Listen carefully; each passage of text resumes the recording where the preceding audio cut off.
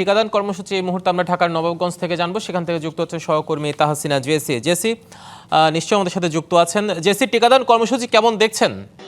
হিমাদ্রি, আপনি জানেন যে আজ 18টি জেলার 30টি উপজেলায় একযোগে সরকারের যে বিশেষ টিকাদান কর্মসূচি শুরু হয়েছে। ঢাকার নবাবগঞ্জ উপজেলার স্বাস্থ্য কমপ্লেক্সে টিকাদান কর্মসূচি উদ্বোধনের মধ্য দিয়ে স্বাস্থ্যমন্ত্রী এই পুরো কার্যক্রমের উদ্বোধন করেছেন।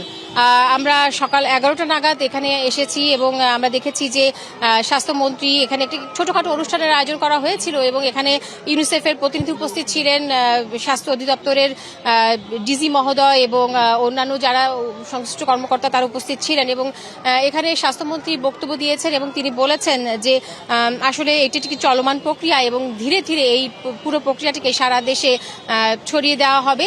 ইতিমধ্যে তিনি জানিয়েছেন যে 2,19,00,000 যে গ্যাভির কাছ থেকে যে টিকা সংগ্রহ করা হয়েছে সেটি দিয়ে আসলে এই বিশেষ টিকাদান কার্যক্রম পরিচালিত হচ্ছে এবং বর্তমানে যে 30টি ঝুঁকিপূর্ণ উপজেলায় এই কার্যক্রম চলছে এবং আগামী 12ই এপ্রিল ঢাকার যে 2 সিটি কর্পোরেশন রয়েছে উত্তর এবং দক্ষিণ, সেই উত্তর ও দক্ষিণ সিটি কর্পোরেশনে এই টিকাদান কার্যক্রম শুরু হবে। একই সাথে হামের জন্য বিশেষ ঝুঁকিপূর্ণ এলাকা ছিল ময়মনসিংহ এবং বরিশাল, সেখানেও এই 12 তারিখ থেকে এই বিশেষ টিকাদান কার্যক্রম শুরু হবে। এছাড়া তিনি আরও জানিয়েছেন যে 3রা মে থেকে পুরো বাংলাদেশে ধীরে ধীরে এই টিকাদান কার্যক্রম ছড়িয়ে দেওয়া হবে।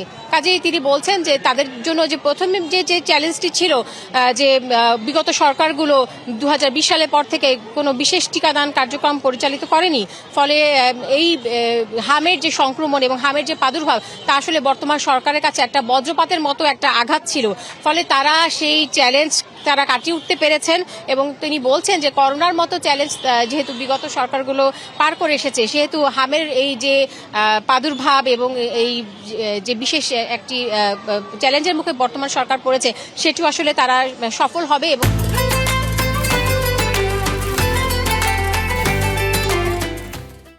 তারা জানিয়েছেন যে ইতিমধ্যে যে 604 কোটি টাকা বরাদ্দ দেওয়া হয়েছে টিকা সংগ্রহের জন্য, সেই টিকা সংগ্রহের জন্য ইতিমধ্যে ইউনিসেফকে দায়িত্ব দেওয়া হয়েছে এবং ইউনিসেফও 1 থেকে 1.5 মাসের মধ্যে এই নতুন টিকা সরকারের কাছে করবে বলে জানিয়েছে।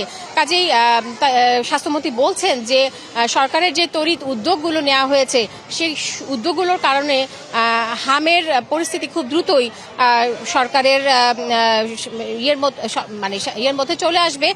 আর তারা আশা করছেন যে খুব দ্রুতই পরিস্থিতি উন্নতি হবে এবং হামের কারণে যে শিশু মৃত্যু ঘটনাগুলো ঘটছে সেগুলো কমে আসবে। তো হিমাদ্রি, এই ছিল আমার কাছে আসলে মৃত্যুর হারটা কমে আসাই খুবই দরকার। আপনাকে ধন্যবাদ যুক্ত হওয়ার জন্য।